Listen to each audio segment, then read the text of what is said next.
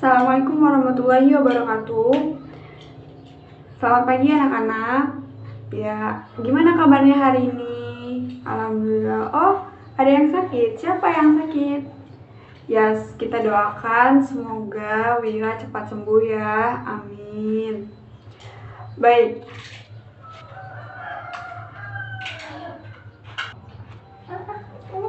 Nah, sebelum kita memulai pelajaran hari ini, alangkah baiknya kita berdoa dulu. Silakan ketua kelasnya dipimpin doa.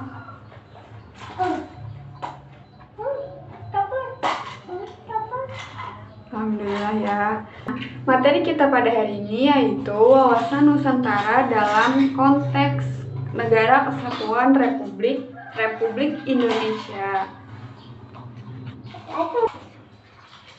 Nah, sekarang kita ke pengertian wawasan Nusantara terlebih dahulu agar kalian paham apa sih pengertian dari wawasan Nusantara itu sendiri. Nah, wawasan Nusantara itu secara etimologis berasal dari dua kata, yaitu kata wawasan dan kata Nusantara. Kata wawasan sendiri itu berasal dari kata wawa yang berasal dari bahasa Jawa, yang artinya pandangan, tinjauan, dan penglihatan indrawi. Jadi wawasan adalah pandangan, tinjauan, penglihatan, tanggap indrawi atau cara pandang dan cara melihat. Sedangkan kata Nusantara berasal dari kata nusa dan antara. Nusa sendiri memiliki arti pulau atau kesatuan pulau. Sedangkan antara artinya menunjukkan letak antara dua unsur. Jadi, kata Nusantara sendiri artinya kesatuan pulau yang terletak di antara dua benua dan dua samudra. Ada yang tahu nggak sih Indonesia itu diapit oleh benua apa? Oh, silahkan ya. Nah, benar kata Dewi. Nah, negara Indonesia itu diapit oleh dua benua, yaitu benua Asia dan benua Australia. Nah, sekarang tahu nggak kalau Indonesia itu juga diapit oleh dua samudra, yaitu samudra apa? Samudra Hindia dan Samudra Pasifik. Nah, kata Nusantara itu hanya nama pengganti untuk negara Indonesia. Nah, gimana untuk pengertian kata Nusantara sendiri? Apakah kalian sudah paham? Coba Ibu minta satu orang untuk mengulangi pengertian dari kata Nusantara itu. Ya, silahkan Alif. Nah, tadi yang diucapkan Alif itu benar. Jadi, kalian sudah paham ya semuanya? Baik, kalau sudah paham, kita akan melanjutkan selanjutnya, yaitu hakikat wawasan Nusantara. Hakikat wawasan Nusantara adalah keutuhan Nusantara dalam pengertian cara pandang yang selalu utuh, menyeluruh dalam lingkup Nusantara demi kepentingan nasional. Jadi, hakikat wawasan Nusantara adalah keutuhan dan kesatuan wilayah nasional. Dengan kata lain, wawasan Nusantara adalah persatuan bangsa dan kesatuan wilayah. Nah, dengan ini wawasan Nusantara juga bisa diwujudkan dengan menyatakan Kepulauan Nusantara sebagai satu kesatuan politik, ekonomi, sosial budaya, dan pertahanan nasional. Nah, yang selanjutnya yaitu asas wawasan Nusantara. Asas wawasan Nusantara itu ada 6. Yang pertama, kepentingan yang sama. Yang kedua, keadilan. Yang ketiga, kejujuran. Yang keempat, solidaritas. Yang kelima, kerjasama. Dan yang terakhir adalah kesetiaan terhadap kesepakatan bersama. Nah, yang selanjutnya itu ada kedudukan, fungsi, dan tujuan wawasan Nusantara. Nah, Kira-kira ada yang tahu nggak kedudukan wawasan Nusantara itu apa? Coba ada yang tahu arti dari kedudukan? Nah, kedudukan itu artinya posisi yang kita miliki atau ajaran yang kita yakini. Jadi, kedudukan wawasan Nusantara sebagai wawasan nasional bangsa Indonesia merupakan ajaran yang diyakini kebenarannya oleh seluruh rakyat Indonesia agar tidak terjadi penyesatan dan penyimpangan dalam mewujudkan cita-cita dan tujuan nasional. Contohnya kalau kita ajaran itu kan bisa berupa agama ya, karena kan agama di Indonesia juga banyak ya agamanya. Jadi tujuan kita beragama itu untuk,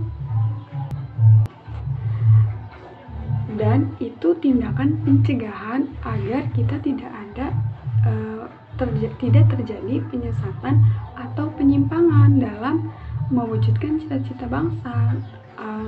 Kalau misalnya kita terjadi penyimpangan atau penyesatan, apakah cita-cita bangsa akan terwujud? Nah, makanya kita harus memiliki ajaran agar tidak terjadi penyesatan. Betul. Nah, yang sekarang dan yang kedua itu fungsi. Apa sih fungsi dari wawasan Nusantara?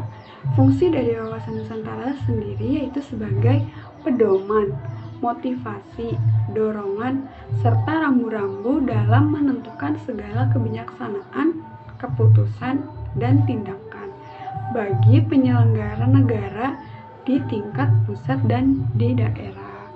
Kenapa sih kok kita ngejadiin wawasan Nusantara ini sebagai pedoman? Karena kita juga sebagai manusia memiliki pedoman hidup, yaitu sama negara juga menjalankan pemerintahannya harus memiliki pedoman. Jangan sampai negara ini menjalankan pemerintah tidak ada acuan, tidak ada dorongan, dan tidak ada motivasi.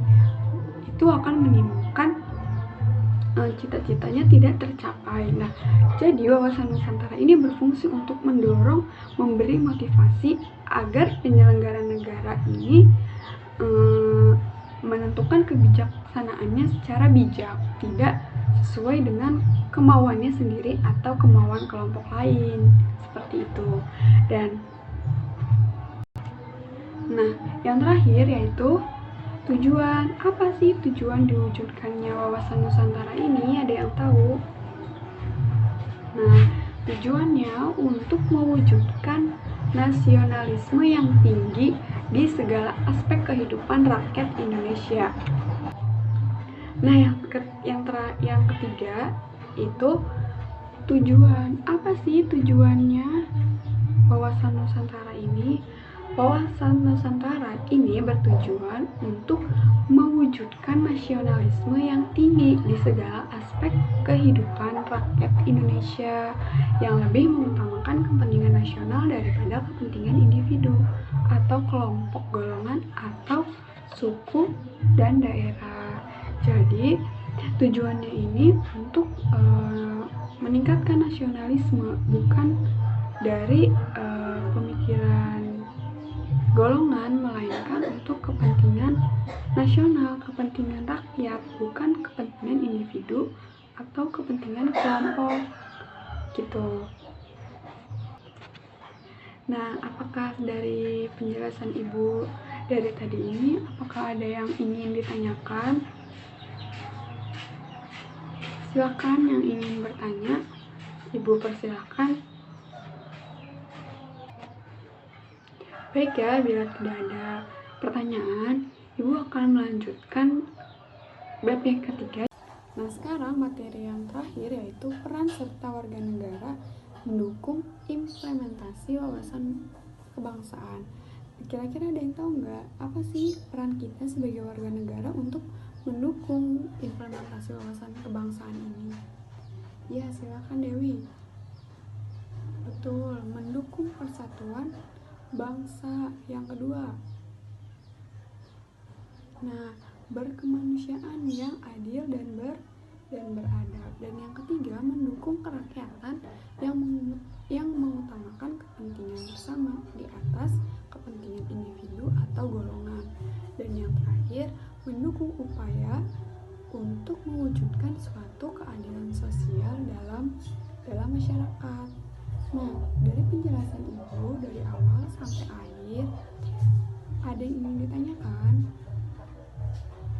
Oke, bila tidak ada yang ditanyakan, Ibu akan memberikan tugas kalian meresum atau merangkum dari penjelasan Ibu yang tadi. Nanti kita masih ada waktu ya, 20 menit lagi. Nanti langsung dikumpulkan di meja Ibu. Ibu tunggu ya.